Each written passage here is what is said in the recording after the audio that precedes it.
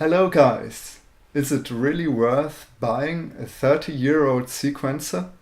Well, since vintage gear has a huge place in my heart, I just went to find it out and I got myself an Alesis MMT-8 from 1987. First we're gonna have a look at the history of sequencers in general, how it developed. After that we're gonna have a hands-on look on the MMT-8. We're gonna do some music with it and see how it works. And finally, I hopefully will have a conclusion whether or not you should buy a 30-year-old sequencer.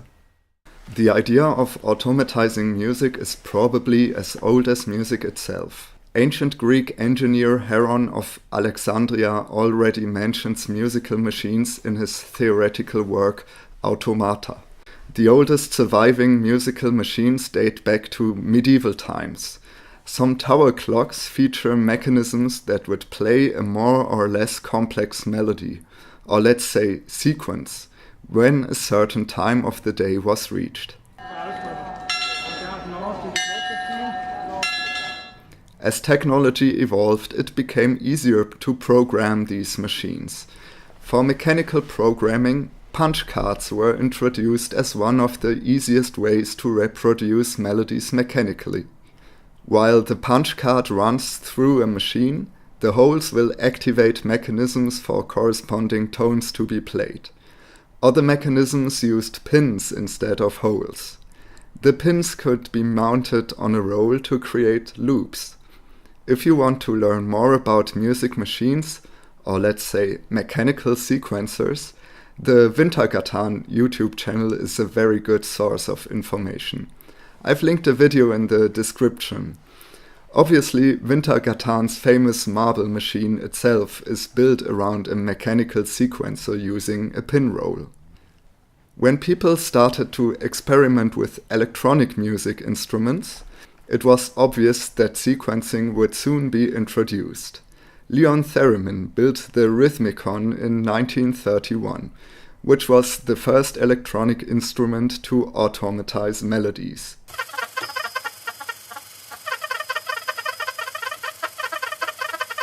After that, it is no surprise that Robert Moog already integrated an analog sequential controller module in his first commercially available modular synthesizer. Sequencing in electronic music saw its greatest revolution in the early 80s, when all the big synthesizer companies decided to create a new digital standard to connect synthesizers, MIDI or Musical Instrument Digital Interface. Suddenly, sound generation and note information were uncoupled, and note information could be sent from any MIDI device to any other sound-generating MIDI device.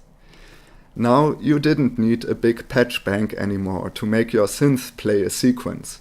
This development went hand in hand with the computerization of music, and soon Vince Clarke of Yazoo would explain the great capabilities of his computer sequencer.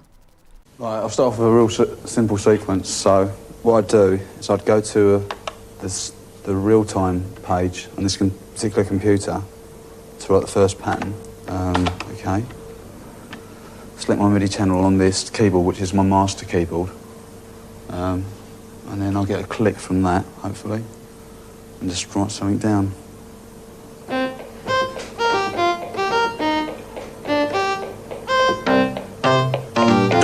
And on this computer, I press figure there, and it time corrects it to 16s.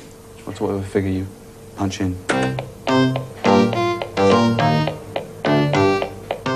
The first MIDI sequencer was the Roland MSQ 700, which came out in 1983.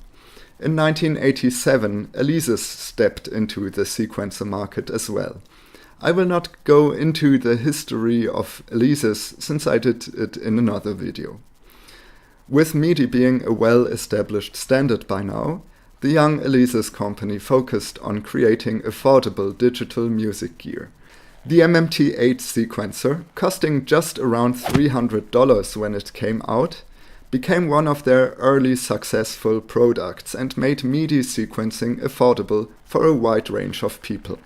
Having learned from mistakes made in earlier sequencer designs, the MMT-8 is known for its simplicity and easy controls. Until today, it is used by many musicians in live arrangements, such as Orbital, Moby, Carl Craig, Jimmy Edgar and Oteshra. So the first thing people do when reviewing gear is usually an unboxing. So let's do that. I got my MMT-8 in pretty much perfect condition.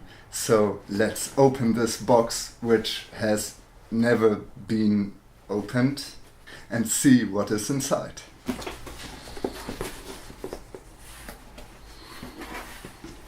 First of all, we got some nice 1980s styrofoam.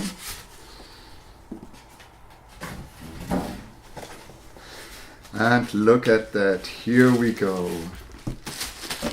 We have some beautiful 1980s plastic wrapping.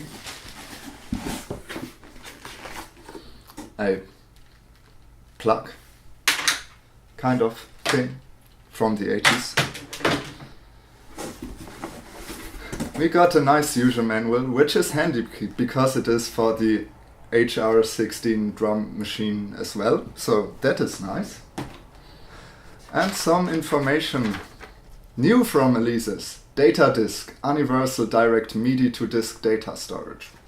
Wow, I think that was really cool in 1987. Some more styrofoam. Is this a hair of mine? Well, that was the box opening. So what is the meaning? Why did I do this?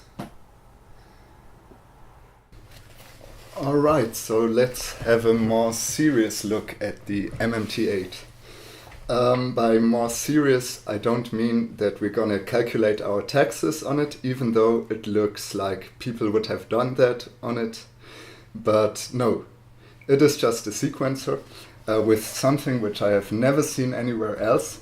You can open this and you're gonna see like a very small manual of it, which it has included, even though it's really not that hard to use. First of all, it must be said that it is not a step sequencer, but a normal sequencer, so you really have to play your sequences, even though you can see here that you have the quantize option, so it's not too much of a worry about that. So let's just start. Select your track and record.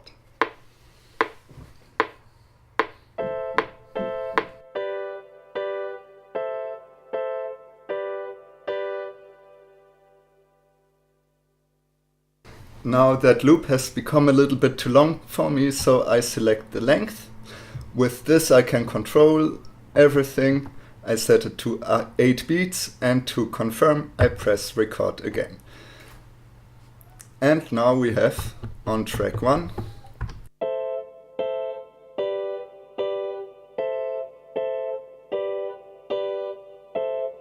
Well, since this is not totally correct, I'm gonna quantize it to 8ths.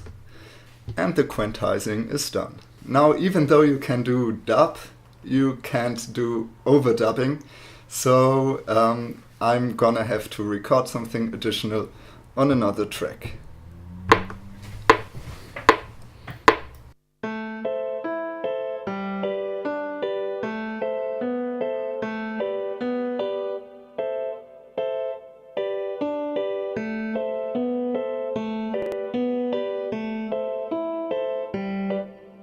We're gonna quantize that as well, and even though we can't overdub, we can now say merge, select 1 and 2, press record to confirm, and now it's just on track 2. This means on track 1 we can record a bass line.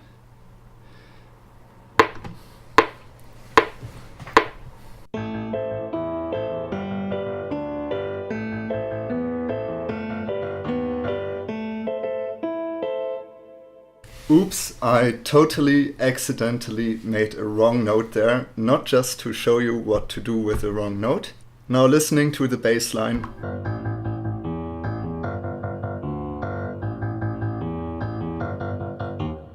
I stopped right when I heard the wrong note. I push edit and I can go through the single steps like this. So I can edit every single step by the time when it plays, the note that it plays, also the velocity, and I can even choose on which channel it's gonna be played. So let's change that D sharp to a D.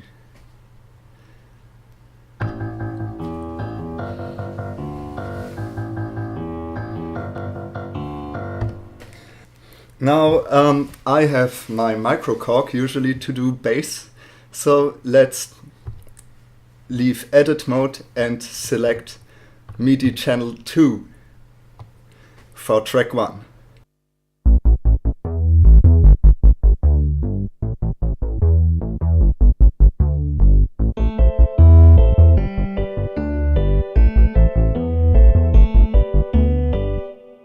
While so far the MIDI in of the MMT-8 was connected to the Nord, I've now connected the MIDI in of the MM8 to the microcorg to show you another cool feature. So we have our microcorg line already, but I choose another track to record some more information.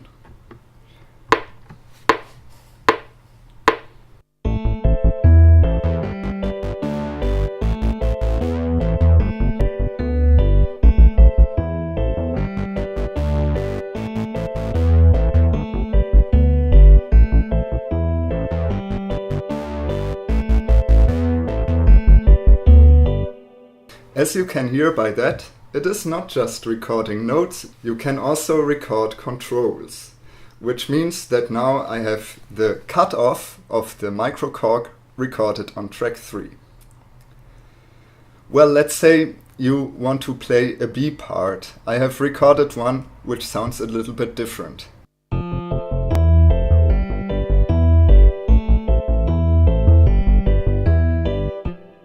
Now I want that sweet filter swipe on part B as well, so I can easily copy it from part A, which I recorded before.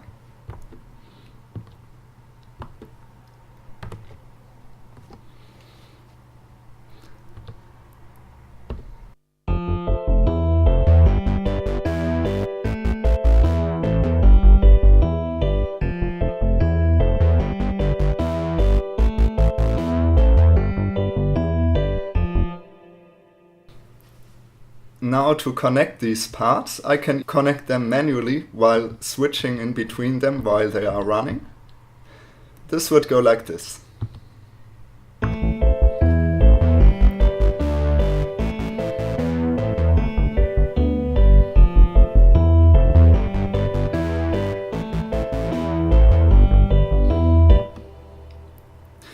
Or I could use the song mode, so let's do that next. I'm gonna go into edit mode of that song. I'm select that step 1, it's gonna play part 8, which I've recorded first.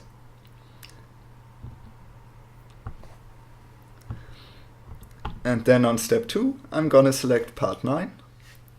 I make sure that the tempo is right, and we have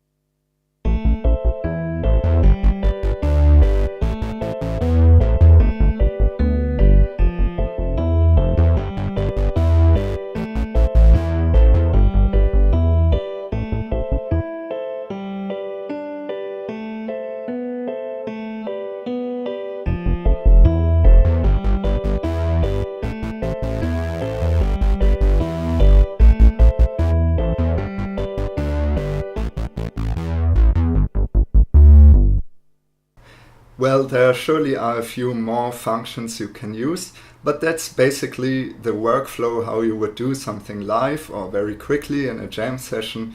As you could see, it's very easy. There is no long searching within menus or anything. The thing which is very hard is the editing. So if you want to just edit, you can correct a few wrong notes if you recorded something wrong, but you should be able to play it somewhat correct. Now let me quickly discuss two issues that many people have with the MMT-8 today. The biggest issue is probably the clock issue, meaning that the clock just doesn't go correctly today. And I have made that experience myself. Right now that track I recorded it on 75 BPM inside the MMT-8, which was something around 76 BPM. So 1 BPM of difference within a minute is really a big deal. So you have two ways to work around that. You either connect everything to the MMT-8 and just don't care that it's a little bit wrong, or you send an external clock signal to the MMT-8. You can do that via MIDI, with the problem that then you will have the MIDI in already taken and you can't connect it to anything else. But you can also have a sync-in jack, as you have it on many drum machines. So you can use that pretty easily to find a way to work around that if you just have a drum machine with a sync jack out. The other issue is the loss of the memory, which didn't happen to me, but I read it in some forums that this might happen if you don't have a stable power supply, maybe in a live environment. It may happen that the MMT-8 loses all its memory due to changes in the power connection. Well, there is no workaround to that. If it just happens to you while playing live or so, you can prevent it somehow by saving your patterns, your parts, which you can do via MIDI out. I guess it's time for a conclusion now. The MMT-8 really is a great piece of music electronic gear. Considering that it's mostly using MIDI, it is a timeless classic. Since MIDI hasn't really changed in all those years, the MMT-8 has lost nothing of its possibilities in the use within sound. Well, maybe there's the clock issue, but I found a way to work around it, and there are a few ways to handle that problem. And looking aside of that, it is as good today as it was 30 years ago. In case you wonder, I just paid around 140 euros for it. Surely for that price you could get a new Arturia key step, but consider what you're gonna do with that key step in 10 years if you don't need it anymore. Well, within 10 years there will be an Arturia keystep Mark III or Mark IV, and your keystep Mark I will be worth pretty much nothing. If I'm gonna sell my MMT and it's still in the same condition as today, I'm probably gonna get more money out of it than I paid for it now. And this is the really nice thing about getting old vintage gear like that. Since it's not a product that is looked after so much, you might not just find it on reverb.com, where people that know about gear sell it, but you might find it on places like eBay Kleinanzeigen in Germany, or Craigslist, or just some random website where people are selling their stuff, not especially music gear. So it can happen that these people don't know what they are selling, and you will pay a ridiculously low price for something which is worth quite a lot. In the end, gear that is 30 years old will not lose a lot of its value if it's getting older, if you compare it to newer gear, which surely will use some of its value during the next years. So, is it worth buying a 30-year-old sequencer? Yes, it definitely is. Well, that took me pretty long to answer that question. Alright, that's it for today. As always, leave your comments down below. If you have any questions, just leave them there as well. I will be very happy to answer them as good as I can. As always, leave a like if you liked it. Thanks for watching, and don't forget to subscribe for more synths and sounds.